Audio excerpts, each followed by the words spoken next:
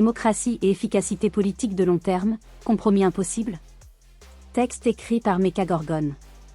Depuis au moins plusieurs années, des politologues comme Yascha Mounk se posent la question du problème multiethnique dans un système démocratique.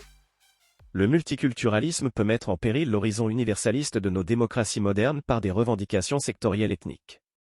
Certains libertariens, comme Hans Hermann Hoppe, critiquent même radicalement la démocratie. Un système monarchique serait alors considéré comme un moindre mal, pour faire tenir une civilisation sur le long terme de par une tendance structurelle au raccourcissement des stratégies de vie de ses citoyens.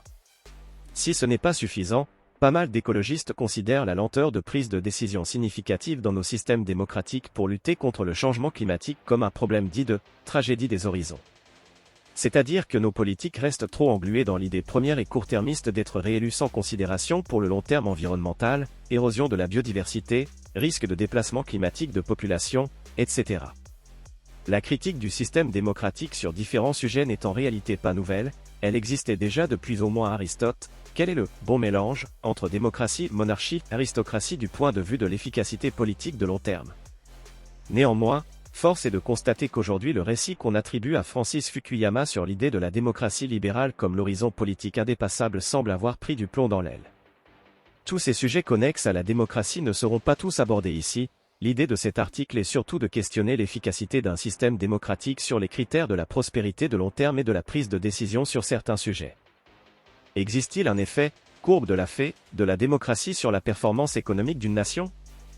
De base, la courbe de Lafay fait référence à l'idée que « trop d'impôt tue l'impôt », c'est-à-dire qu'il existerait un seuil de taux d'imposition des particuliers au-delà duquel l'État verrait ses rentrées d'argent diminuer du fait de multiples effets pervers, évasion fiscale de plus en plus forte des riches, travail au noir pour éviter de payer des impôts, productivité qui stagne car l'impôt devient désincitatif pour travailler, etc. Finalement, l'idée de la courbe de Lafay est qu'il existerait un optimum du taux d'imposition pour maximiser les rentrées d'argent de l'État. Est-ce qu'il y a ce genre d'effet d'optimum dans le cas de la démocratie? C'est là que notamment l'économiste américain Gareth Jones entre en jeu. Il fait référence à une série de travaux d'il y a 20 ans de l'économiste d'Harvard Robert Barro. Ce dernier s'était amusé à partir d'importantes données internationales à essayer de voir quels facteurs économiques, sociaux ou géographiques étaient des bons prédicteurs de performance économique de long terme d'une nation. Une trouvaille inattendue était qu'il avait remarqué l'équivalent d'une courbe de Lafay sur la relation entre le niveau de démocratie et le taux de croissance économique de long terme. Si un pays avait un faible niveau de démocratie, plus de démocratie lui faisait prédire un meilleur taux de croissance. En revanche, arrivé à un certain niveau démocratique, cela prédisait un plus faible taux de croissance. Selon ses estimations dans les années 90, cela aboutissait à une baisse de 1,6% de taux de croissance annuel par personne. Arrivé donc à un certain stade démocratique, plus de démocratie pourrait coûter cher pour la prospérité de long terme d'une nation. D'autres travaux plus récents, et plus rigoureux, statistiquement parlant, de John Gérin et al. montrent que l'effet net de la démocratie sur la performance de la croissance sur les 50 dernières années est négatif ou nul, mais ceci ne reste qu'une corrélation. Une étude de 2019 de l'économiste du MIT Daron Acemoglu avait déclamé de manière provocante que la démocratie cause la croissance. Cependant, sa mesure de la démocratie dans les données est un simple on-off, pas de nuance, donc facilement réinterprétable. Le lien entre niveau de démocratie et prospérité de long terme sur nos pays modernes occidentaux est finalement assez ambigu. Nim a affirmé récemment dans une vidéo de Sunrise qu'il n'y aurait pas de lien de prospérité avec la démocratie, qu'elle serait due uniquement au système capitaliste. Sauf que des données empiriques, sauf preuve du contraire, ne vont pas dans ce sens. Basé sur des données de 1820 à 1998, l'économiste William Easterly montre qu'une démocratie apparaît être le facteur principal pour éviter les tueries de masse de sa propre population. Il suffit d'être dans le top un quart des meilleures démocraties pour éliminer 99,9% des morts de masse causées par un gouvernement.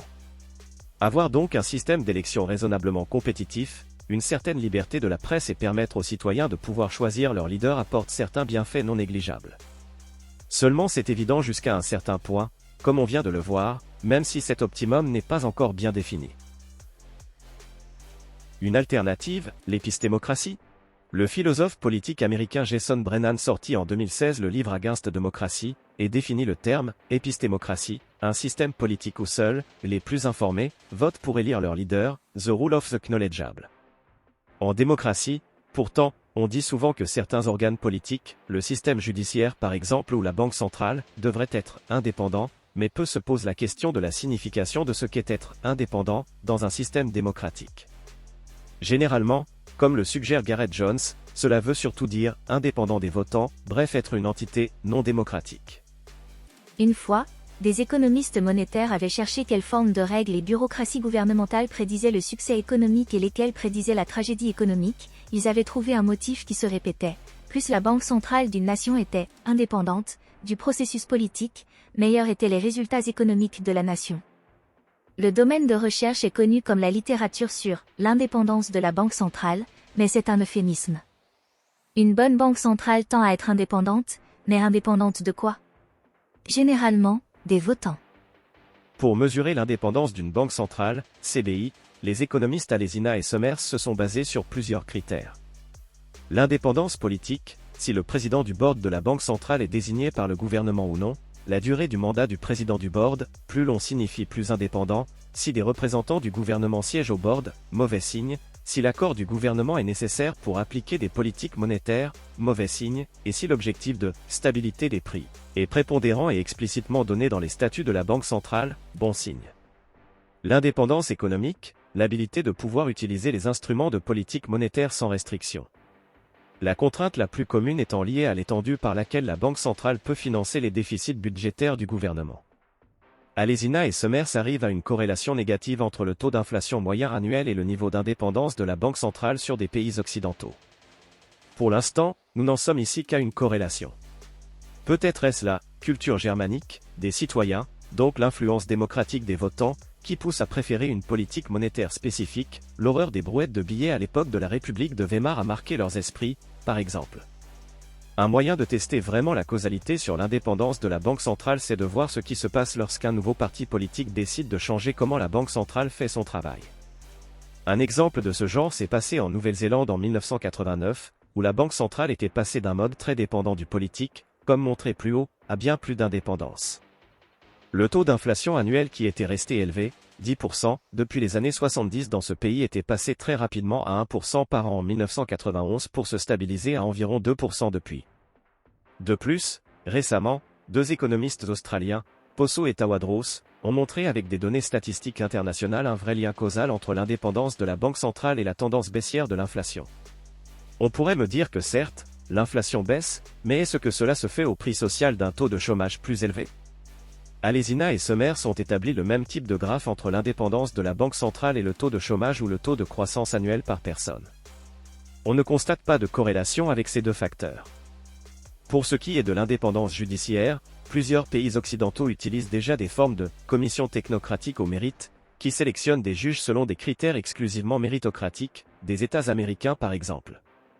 Une étude de H et MacLeod montre que des juges de la Cour suprême sélectionnés par ces commissions ont de meilleurs résultats que ceux élus par le peuple. En utilisant les données sur la Cour suprême des États entre 1947 et 1994, nous mesurons les effets des changements dans les processus électoraux judiciaires sur la qualité du travail du juge mesuré par des commentaires de juges plus expérimentés.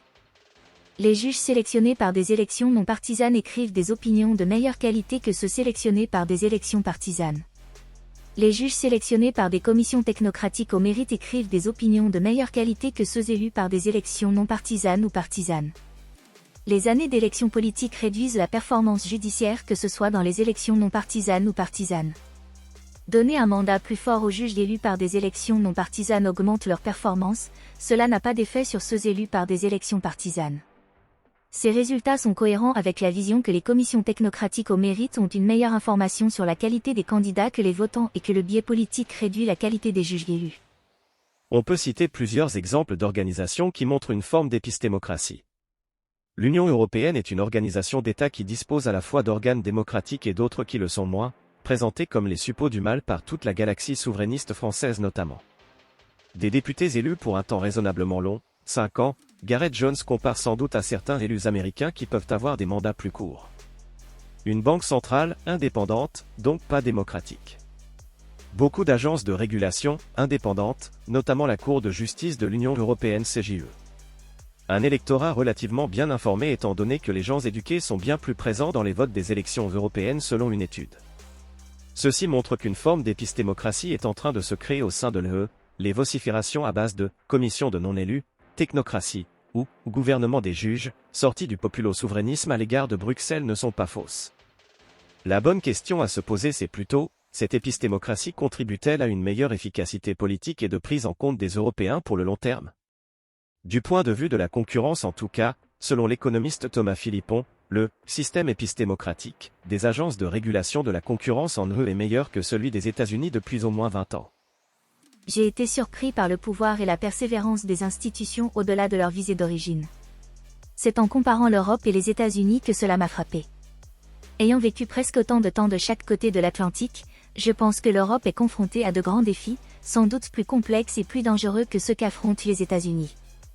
De plus, ces 30 dernières années, les pays européens n'ont généralement pas été à l'avant-garde des politiques économiques efficaces et novatrices.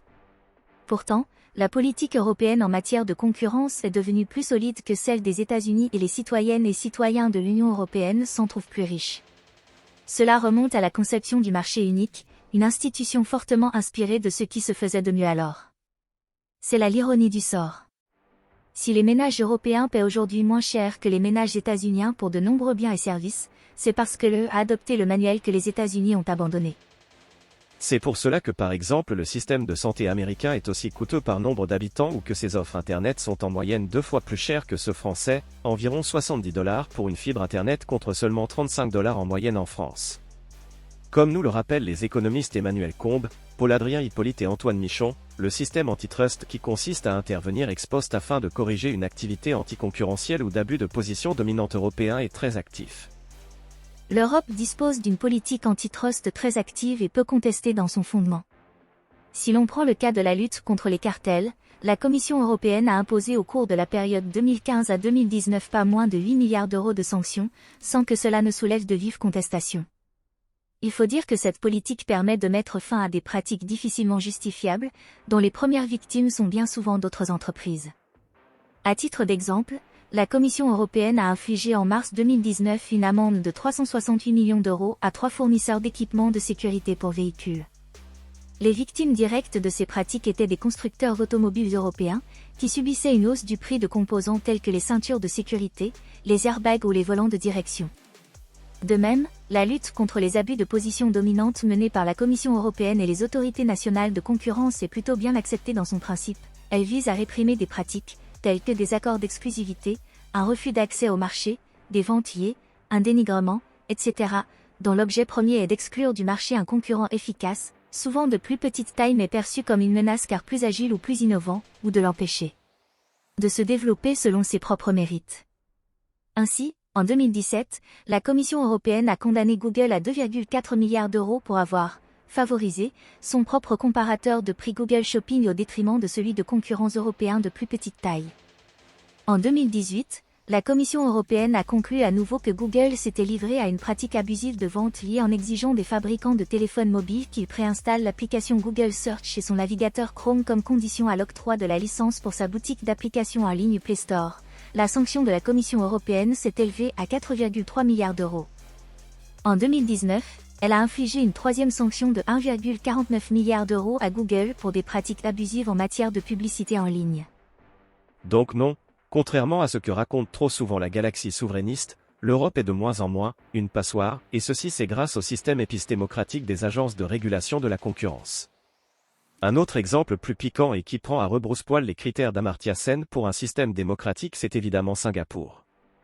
Le parti majoritaire et hégémonique, 82 sièges sur 101, du PAP à Singapour dispose d'un certain contrôle sur les médias. Si tu critiques le gouvernement, tu n'es pas envoyé en prison mais tu es poursuivi en justice. Ce qui animait le créateur du système politique de Singapour, Lee Kuan Yew, c'était d'avoir un gouvernement avant tout méritocratique et efficace. Force est de constater que Singapour nous montre que méritocratie et prospérité ne riment pas nécessairement avec démocratie.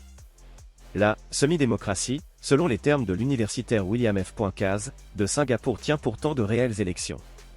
Seulement le PAP s'assure que les plus écoutés soient les personnes appartenant à la classe moyenne singapourienne, ni les pauvres, ni les élites influentes traditionnelles.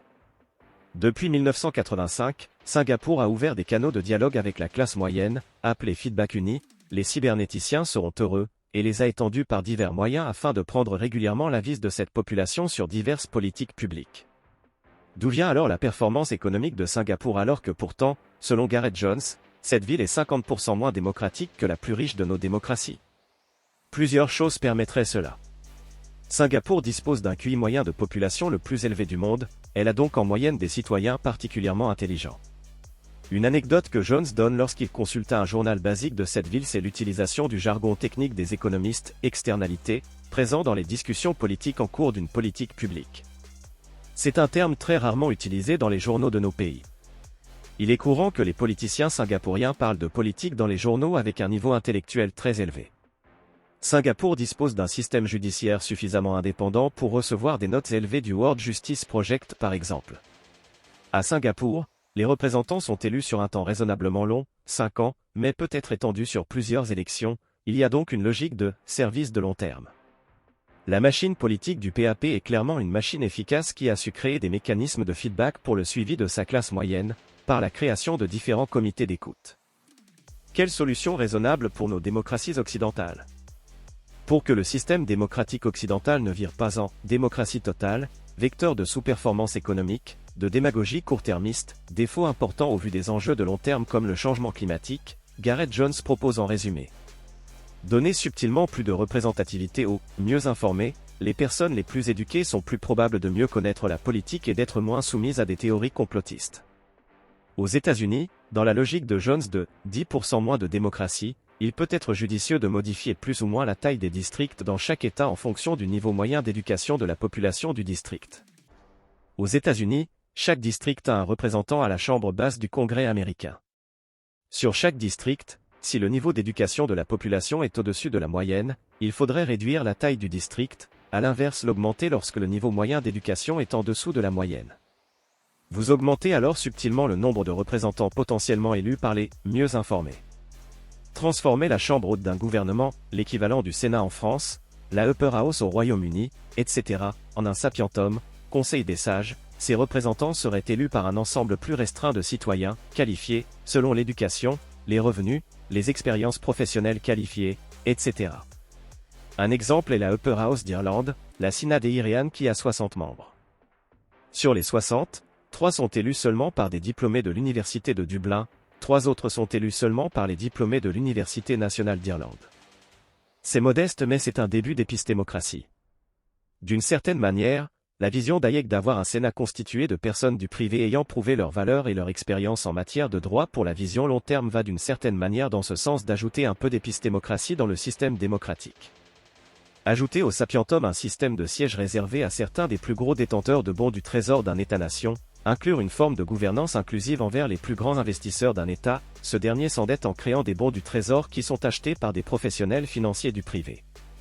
Ces derniers ont intérêt à ce que l'État qui emprunte paye ses dettes. En donnant par exemple 10% des sièges du sapientum aux plus gros investisseurs d'un État, vous incitez les représentants du gouvernement à mieux les écouter et préserver une stabilité financière à plus long terme. Cette proportion pourrait évoluer en fonction de l'évolution de la dette étatique, plus elle est élevée, plus ce pourcent de représentants sera élevé. Dans le cadre d'un problème systémique comme le changement climatique, on pourrait adopter la même logique en réservant 1% des sièges du sapientum à des scientifiques du climat.